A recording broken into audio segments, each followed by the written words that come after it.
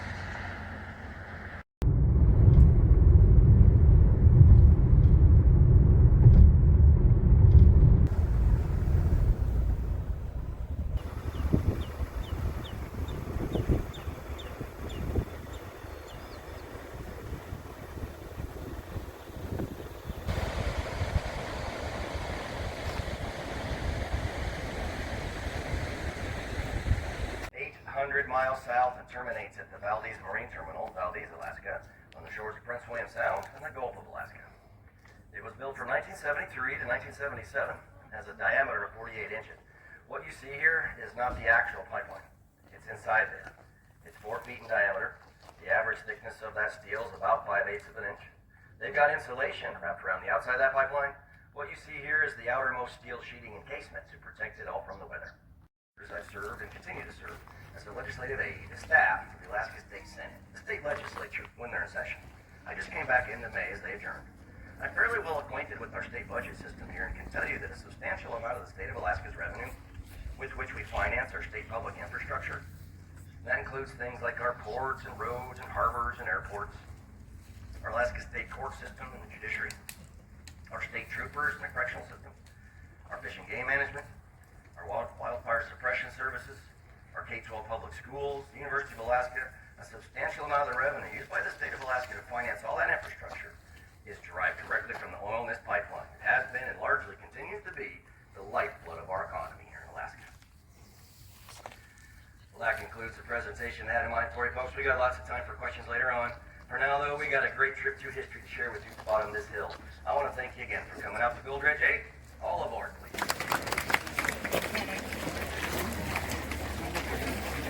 Literally rocking the box back and forth as a means to separate the larger stones from the smaller pieces of gold.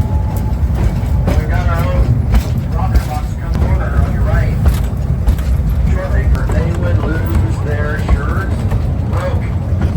Hence, immerse the reference, the Alaskan sour and lighter, as being sour in Alaska with no dough to get out.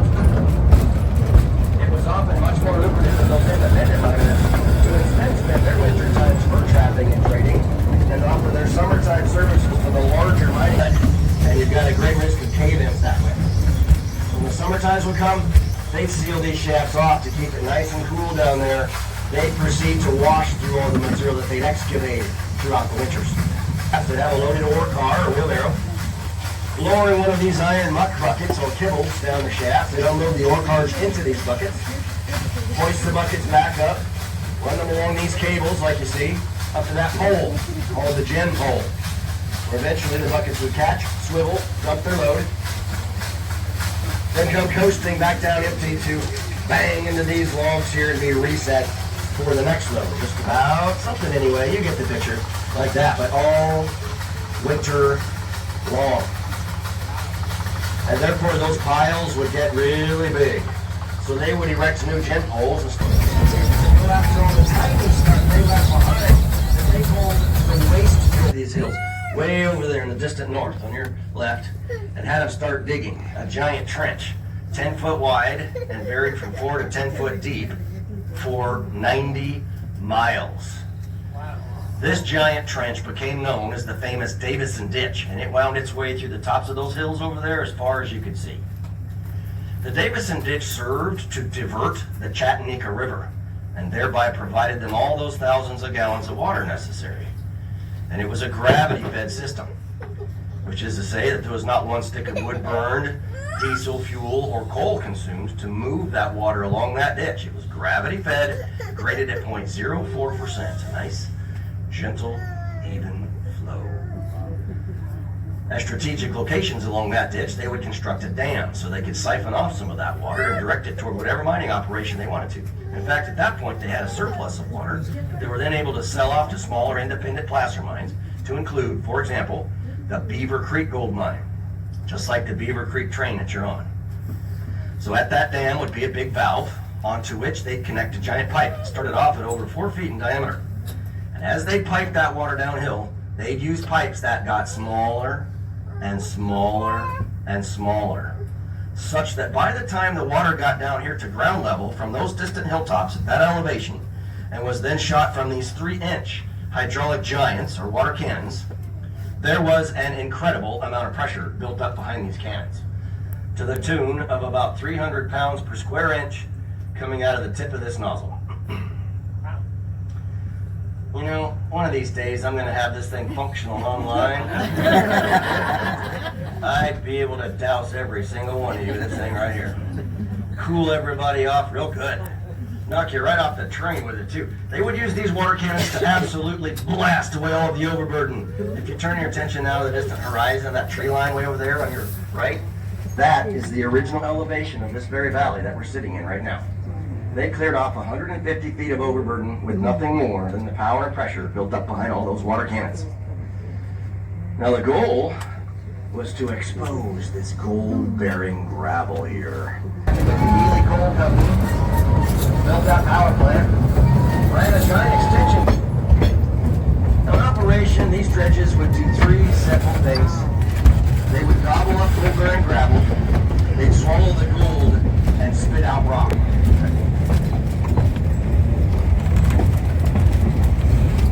The business end of dredges back then, guys. There was all kinds of makes and manufacturers of these things over the years, and they would categorize these dredges according to the size of their digging buckets.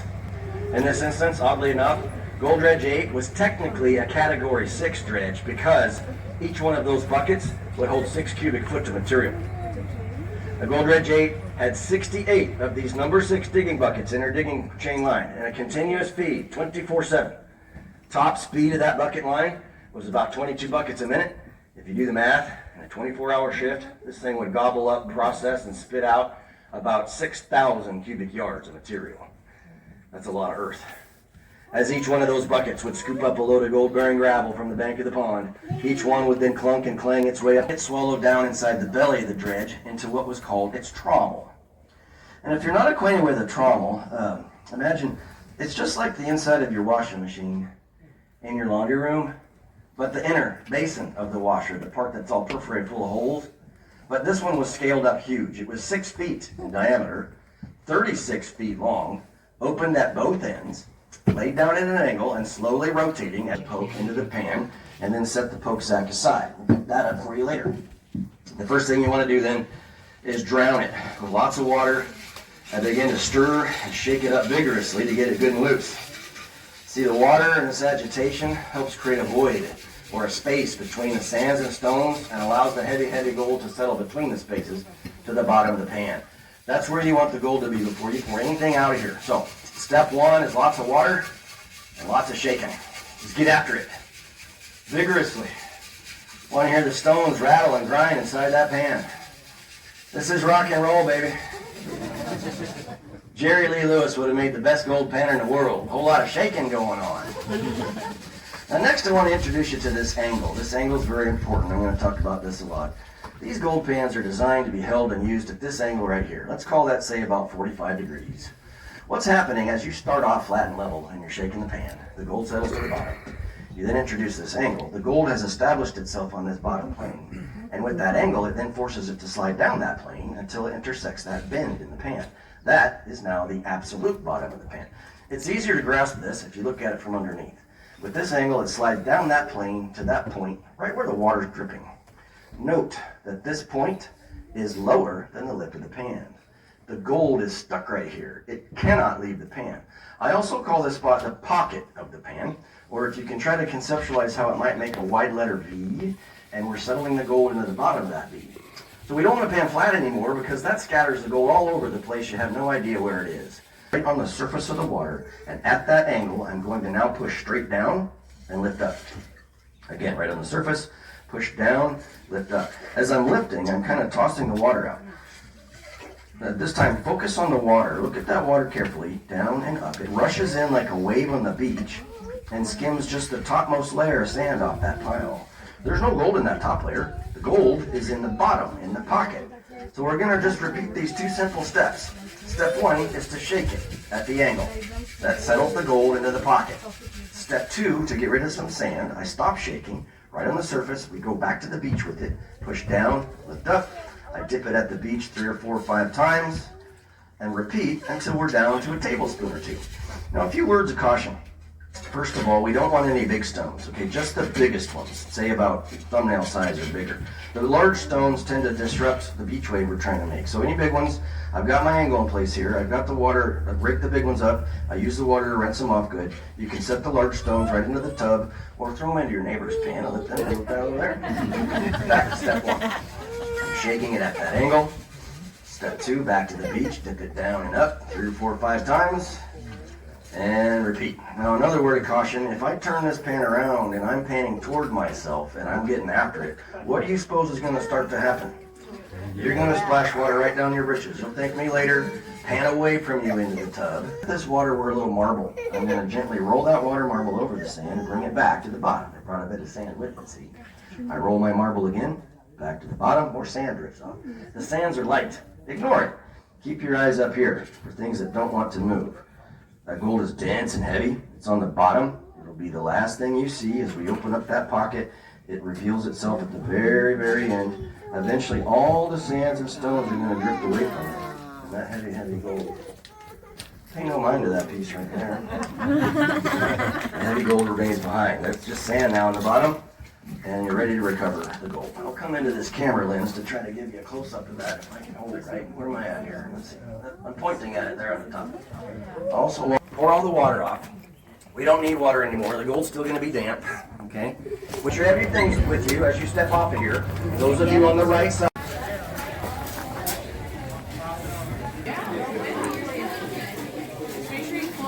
Wow, look at you.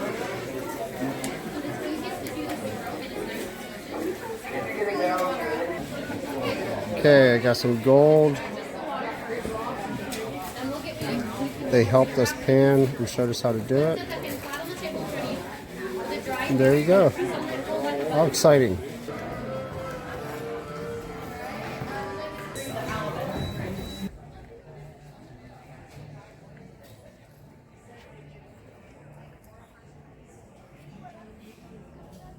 Accommodating a big pipe that they would pound into the ground until they hit bedrock, pulling the pipe out of the ground and then bending it.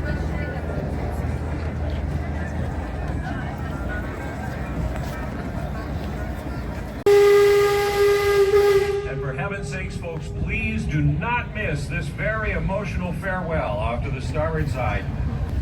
Whistle and wave. Executed diversion. And what a mile from the Arctic Circle. In an area of the state known as the interior, because we're a long way from any of Alaska's 34,000 miles of ocean shoreline. And in fact, the nickname for Fairbanks is the Golden Heart City. Gold, because that's why we even have a city, and then heart, because we're right in the heart of the state. And it's a special community in my heart, because I was born and raised here. I've been in Alaska my whole life. I have trick-or-treated at 27 below. Now, you laugh, but do you have any idea how long it takes to thaw out a Tootsie Roll that's been in that for 45 minutes? We learn to be patient pretty early. I want you to meet the young man in charge of that crew. This is Eric, Arizona University, studying geology, but I'm glad he keeps coming back home because he's got 6 years experience on this boat, and I feel good when Eric's on board. And then, in addition to the deckhands, some very special young Alaskans you'll meet today are your native guides who are going to share their culture with you when we get to Chena Village. In Avery, where Dredge 10 operated. And this pump house provided them 6,000 gallons of water a minute that went through a water line up over the hill back to the mine. Now, it doesn't pump water anymore. It pumps very much beer. But it's on the National Register of Historic Places for its role in that mining era. And then all that water they took out of the Chena would flow right back down into it through Little Creek, Alaska. It's cutting the bank ahead of us and to the right. But it brought a lot. Stopped it a little, but this is not gymnastics. If you can walk away from it, it's a 10. So we're going to give full credit. And there's A.D. Zulu back on the Chena. One out of every 80 Alaskans is a licensed pilot.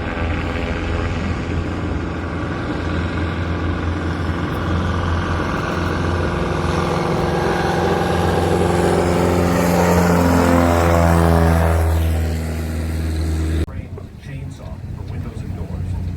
This is much a work of art as it is a home. But his brother lives just downstream. Couldn't care less about having a log home. So even within the families, everybody does their own thing. There's a frame construction, great big windows again, and a hot tub right on the deck. Like a coat that changes with the seasons. In the summertime, they have this thin, dark brown coat. And then in the winter, they grow in a thick white one. So they always have natural camouflage, just built right in. And every strand of hair is hollow. There's actually air trapped inside. That makes them naturally buoyant. And then also provides their wing. Both male and female grow antlers too. That's the only type of deer where that happens normally. Then both sexes will drop them later in the year because they're not permanent like horns. You see how all the antlers are in velvet right now? They've got that furry layer of skin protecting the blood supply underneath. But as they get into the rut, they'll get the urge to scrape significantly. The Chena is spring and runoff fed, so it's darker and clearer, a little greenish from the algae. But look where these rivers collide, up off the bow or on your monitor. And I'll challenge you to not think of this moment in your life every time you put half and half in your coffee from now on. Because it looks just like that, doesn't it?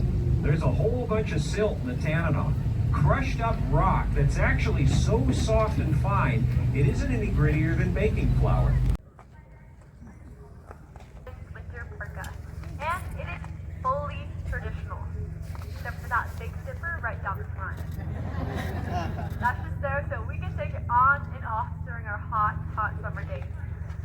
Traditionally, your face is Wolverine fur. Wolverine fur was always kept close to the face for a reason we'll talk more about at our next stop.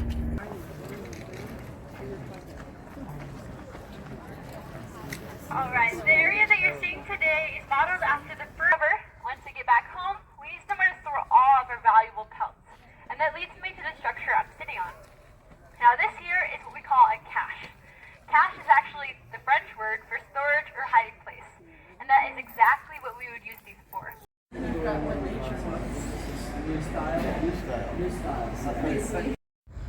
Okay, we are on the Alaskan Railroad train. Our window's a little dirty, really dirty. So we'll see how this works out. My Alaskan trip.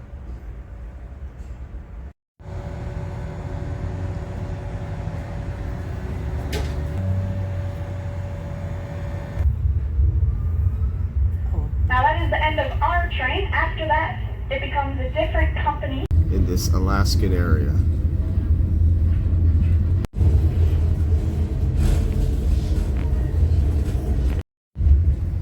Okay, so there's a lot of black spruce in this area. The black spruce roots grow outwards, and they're saying it's because of the permafrost. It's why they grow in this area so plentiful. You couldn't see the rear of the train from up there. So, looks like things are a little bit more under control. The forecast for Fairbanks is rain for the next 4 or 5 days, and we definitely saw some hot spots, might see some active flames. We have a biggest way through. This is all burnt. It's all burned in the fires. There was several Alaskan after all fires. this fire, and we're going to get a bunch of rain here. All the carbon in the air, the forest is just going to eat this up. And we're going to have a few weeks after the rain.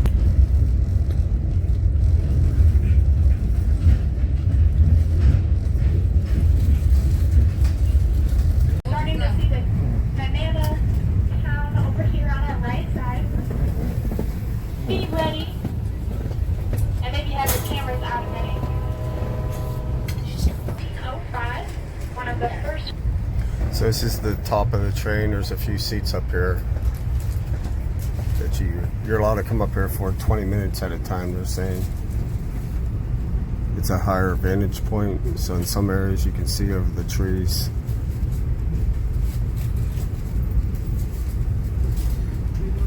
Haven't seen any wildlife yet other than ducks, but there may be something. We got 2 more hours to go before we get to Denali.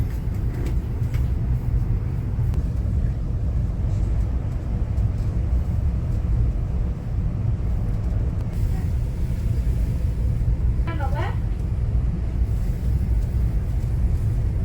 Glass down.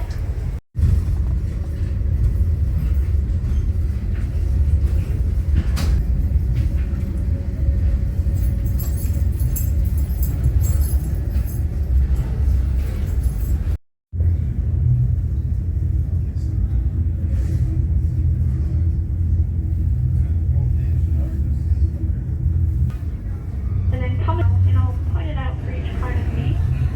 And you see a little metal piece on the top. Now this actually, we made this little landslide to seal off a side of a tunnel that we no longer use.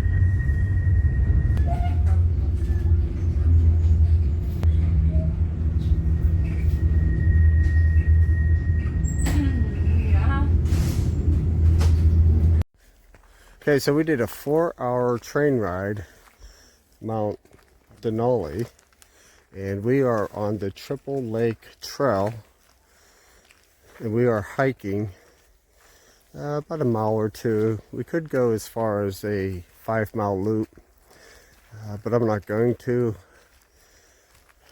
We will just hike a little bit here. Actually, this is more of a walking trail. And we'll walk back to the visitor center. It was 4 hours, so we got off the train at 12. We have to get back here, they said, around 3:30, which we will board again and get back to Fairbanks, Alaska at 8 o'clock, 8 p.m. Hello everyone. So I am at Mount McKinley in Alaska now. or formerly Mount Denali, and this is my 50th state. I have been to all 50 states. Some states I'm going to have to go back and re-video because I'd lost some of the footage. But I'm here. I'm not doing a whole lot. I just had a total knee replacement a couple weeks ago, so I am just doing maybe a half a mile walk at a time just to get a little bit of exercise in. I can't do a whole lot right now, so I'm going to get as much footage as I can. I did a boat tour already. I did a little train, and today I did a bigger train to Mount McKinley. I hope you liked the video, and I will talk to you later. Thank you for watching.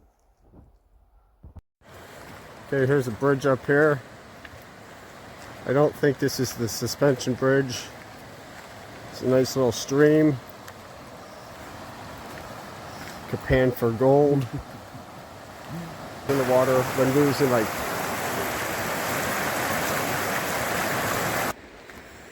Okay, we're heading down the trail. This is a really nice trail here. Really easy to walk. Easy on the knees. Alright. Okay, so this is what I believe is fireweed, which when these are in full bloom, you can take the tips off and it has a honey type of taste. Okay, here's the suspension bridge that we were walking to, which is, I don't know, it's not far at all. It's a really nice suspension bridge. We're going to take a walk on it.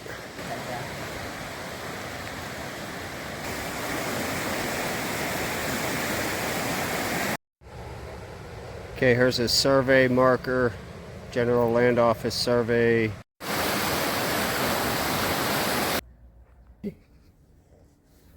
Don't jump on me. You're messing with me.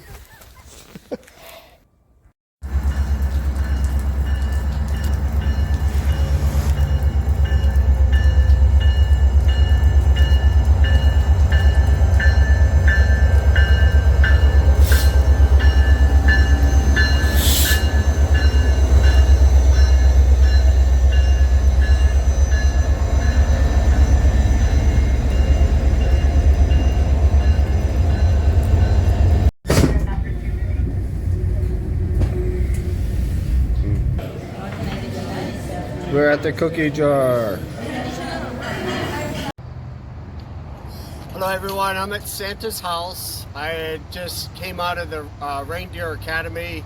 That is Santa's reindeer that he uses to fly over everybody's houses and come down through their chimney.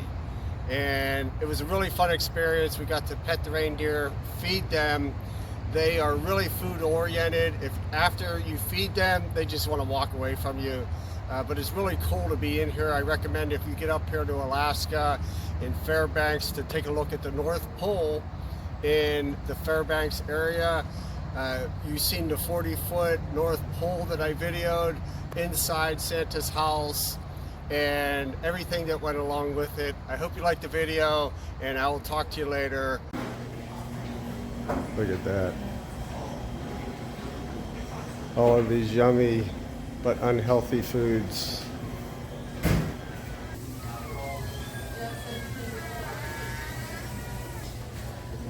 Get away.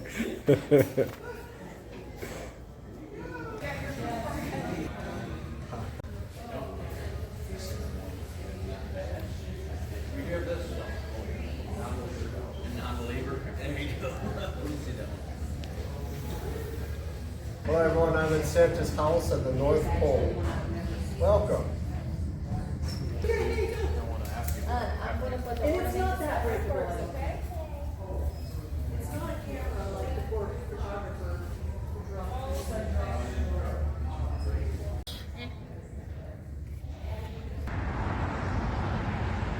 There's a giant Santa. Sorry, that's Santa's house. Over here, there's a 40-foot North Pole. There's a restaurant over here. There are reindeer on the other side that we could pet, and we're gonna go. So,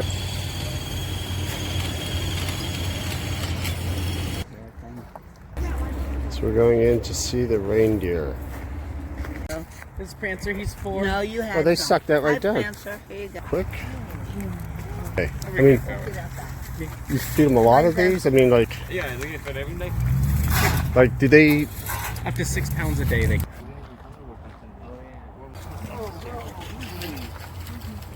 Something wants to.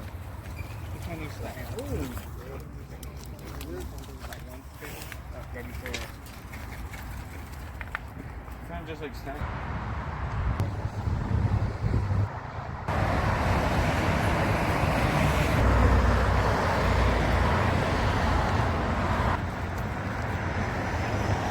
Hello everyone, I'm in front of the North Pole.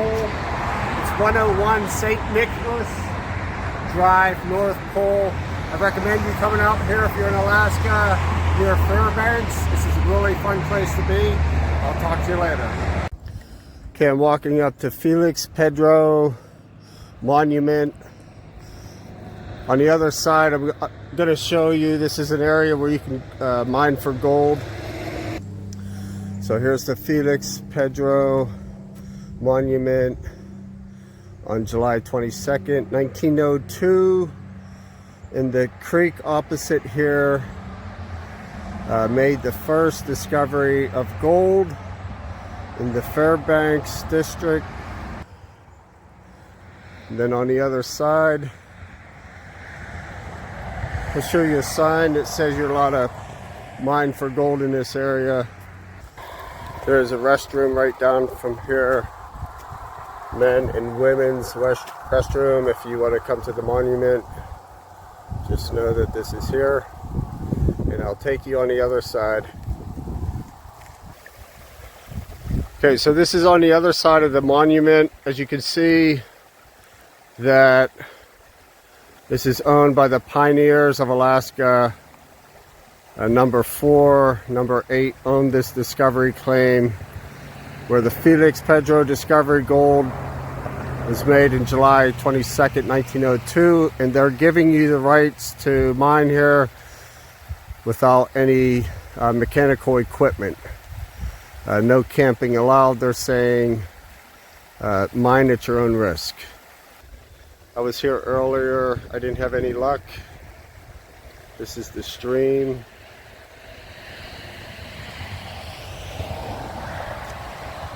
Pedro Creek. This is near Fairbanks, Alaska.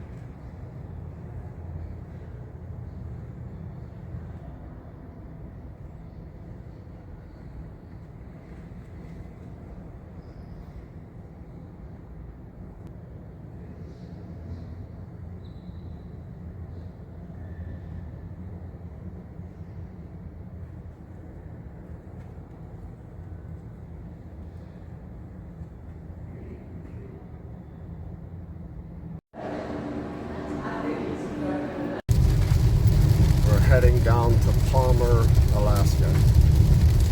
It's about a 300-mile trip from where we're at right now.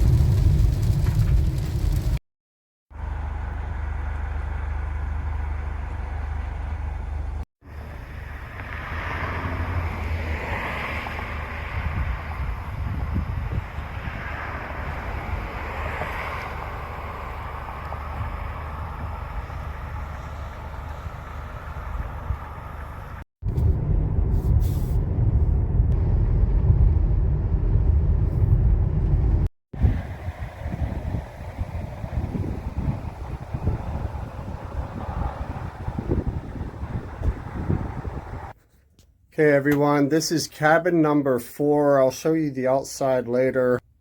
Our new friend Mike actually came and he started the fire for us. You can't have electricity with this, but we did not choose to have the electricity on. So we just are going to use the wood burner, the stove here. This is a 100-year-old cabin that was reconstructed on this site. This is the outside. We have wood here, so I will show you more of it later.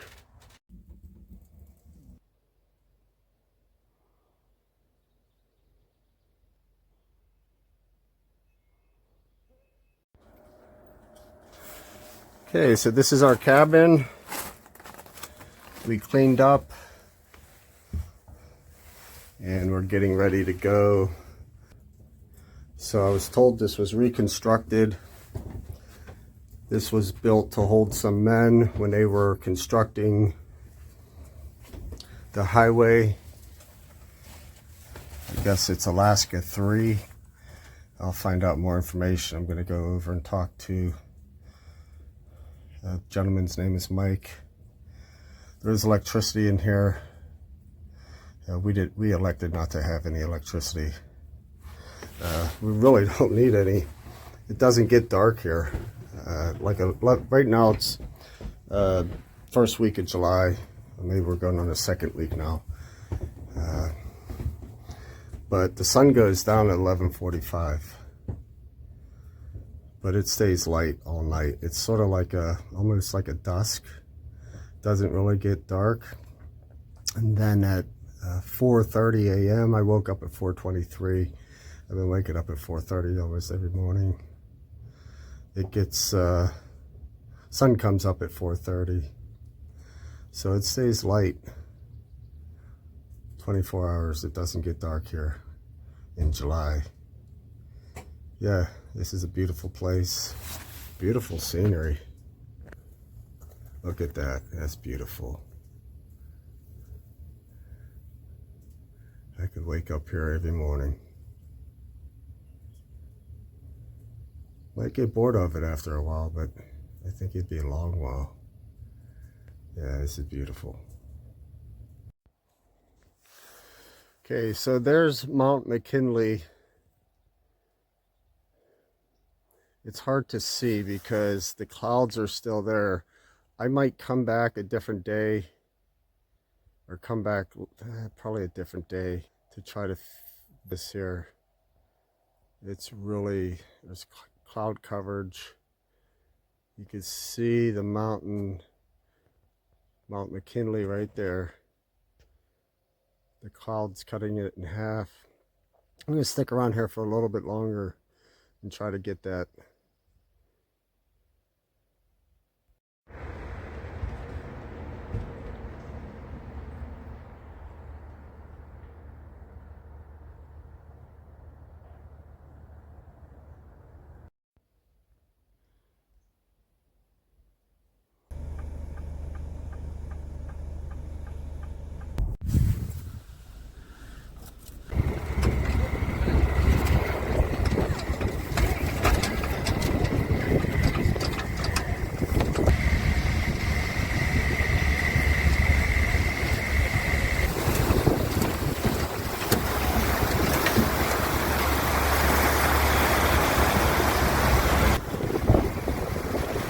Driving through the river there. Actually, I believe this is a creek. It's a big one.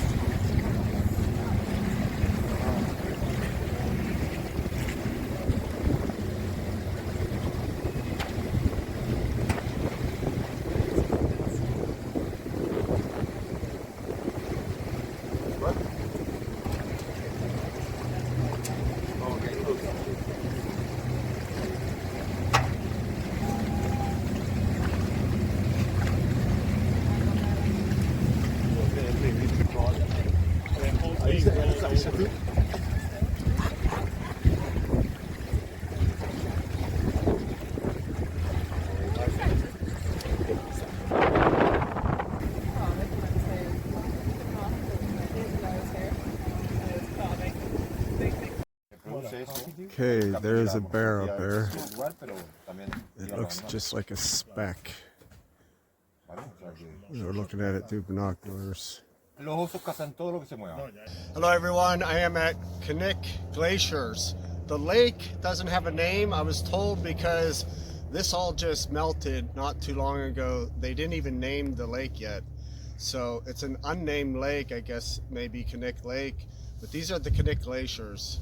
As you can see, it's very beautiful here. I did see a bear up on a hill with binoculars. I couldn't get it on my video on the camera here. But I hope you like this view. This is beautiful. I hope you like the journey that you had and the experience with me together. This is a great place. Take a look at this. This is like really awesome. And now we're heading back. This was really quite an experience.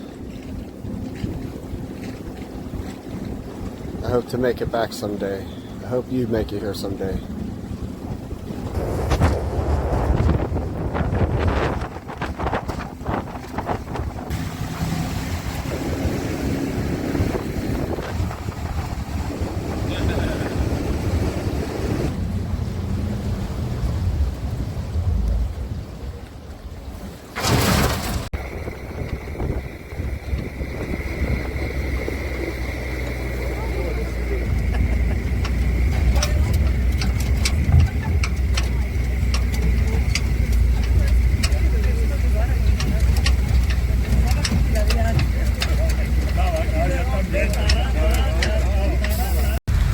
Whatever you do, just don't go over the edge, because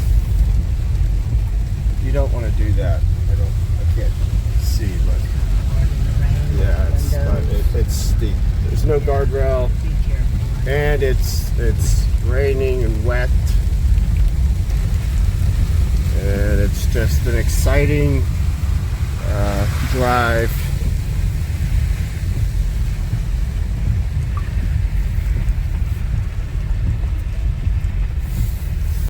Okay, so we was driving down Willow Fishhook Road,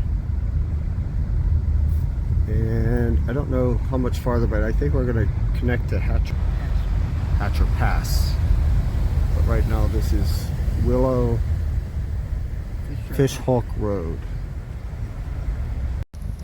So that is, I can't see it, entering Summit Lake State Recreation Site. I don't exactly know where we're going, but when we get there, I'll let you know.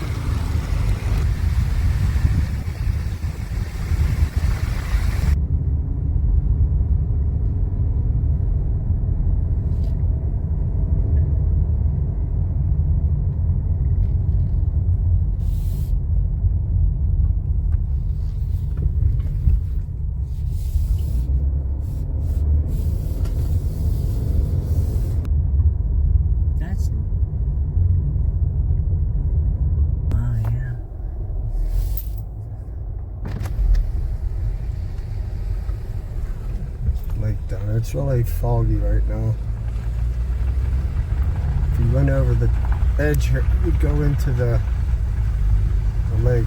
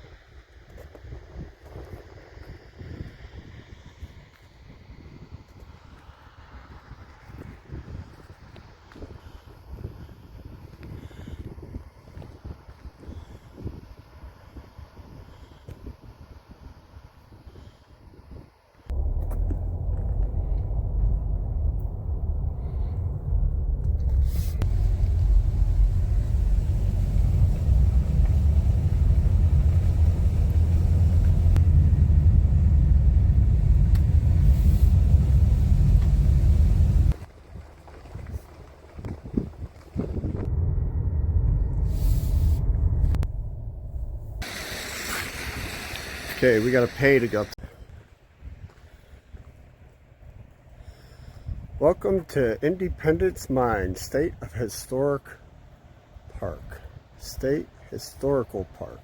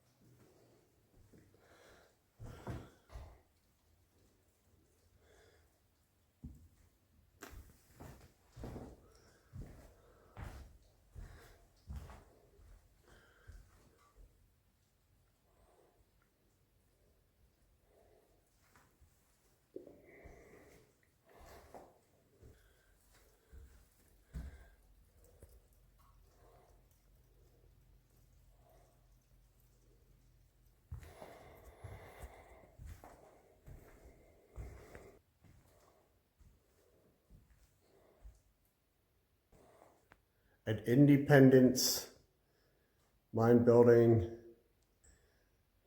I hope you like the videos. Talk to you soon.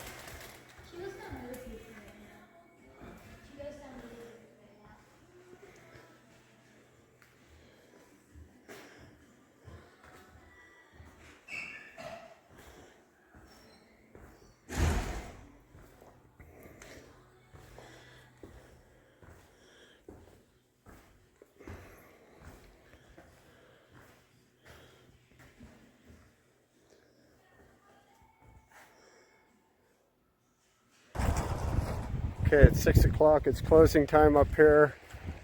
I gotta hurry up and leave before they lock me in. I gotta get going.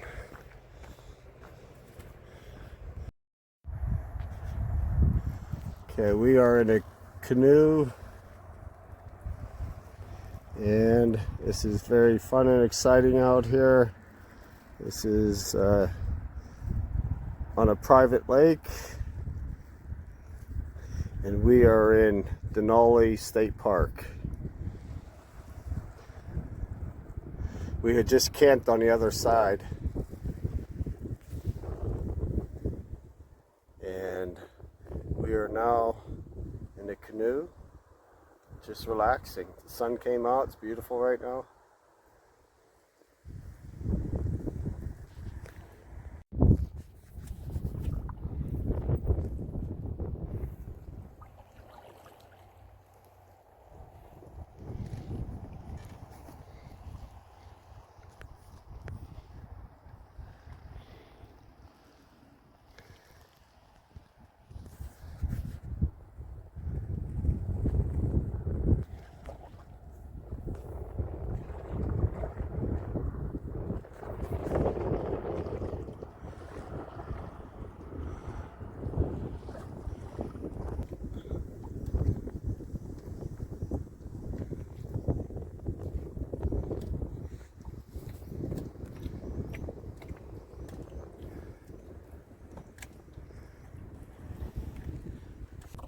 Hello everyone, I am in Denali State Park. I am canoeing here on this lake, this beautiful lake.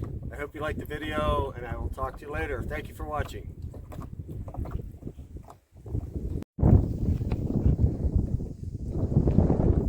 Hello everyone, I am at Denali State Park. I'm canoeing on this beautiful lake. I hope you liked the video, and I'll talk to you later.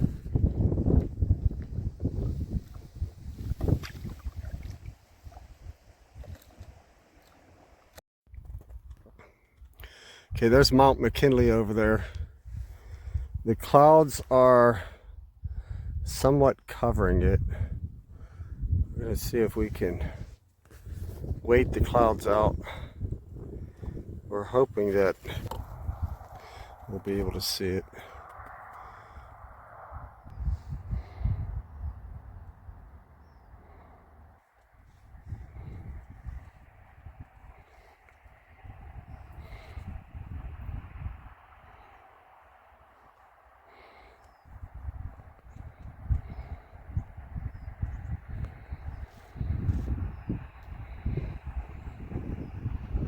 Looks like it's almost a full view there.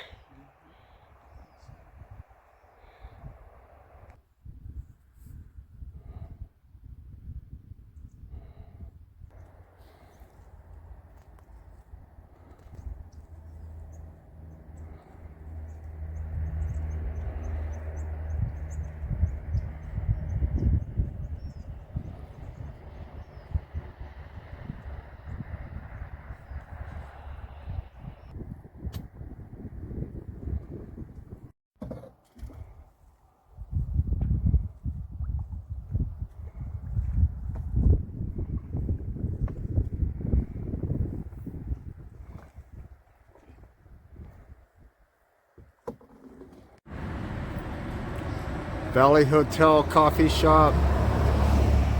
This is one of the best places here that I believe to be. Hello everyone, this is the Valley Hotel and coffee shop. This is open 24/7. This is the third time I've been here. I like this place. I'm gonna show this to all of you. If you come up here, you could come take a look and see for yourself.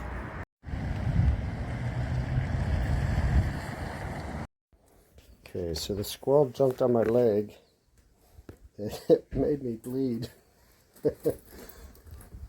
Ready?